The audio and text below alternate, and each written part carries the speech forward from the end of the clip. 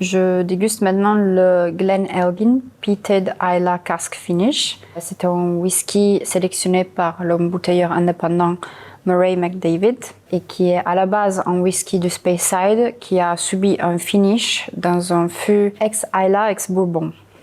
Donc ce finish lui amène un petit côté tourbé qui, à mon avis, va très bien avec le café.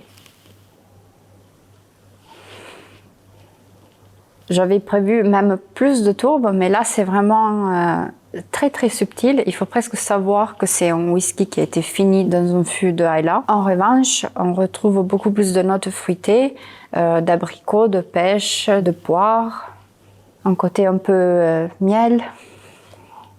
En gros, un côté bien sucré, avec mais vraiment une petite pointe de tourbe qui, à mon avis, rendront un café doux, plus sympathique, plus frais, avec cette petite pointe de tourbe qui, à mon avis, une fois assemblée avec le café, ne se trouvera quasiment pas.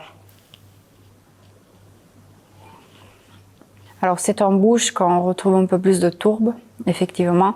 Ça reste toujours très subtil, mais on peut le retrouver. Quand on reste, comme on retrouve des notes bien fruitées, donc c'est plutôt doux. J'ai presque envie de dire que c'est sucré. Il y a des nuances de miel, c'est léger, donc ça ne brûle pas. Ça reste très gentil sur le palais. Le finish dans une barrique ex-Islay se retrouve beaucoup plus en bouche qu'au nez. En fait, la tourbe se retrouve assez facilement, mais ça reste toutefois une tourbe très légère qui ne reste pas longtemps, je dirais entre 5 et 10 secondes. Après, on a plutôt un palais propre qui laisse la place à la prochaine gorgée. La longueur ne se prolonge pas trop dans le temps et je pense que c'est important pour aller dans du café, pour pas cacher les arômes du café qui restent dans le palais et qui font plaisir à beaucoup de buveurs de café.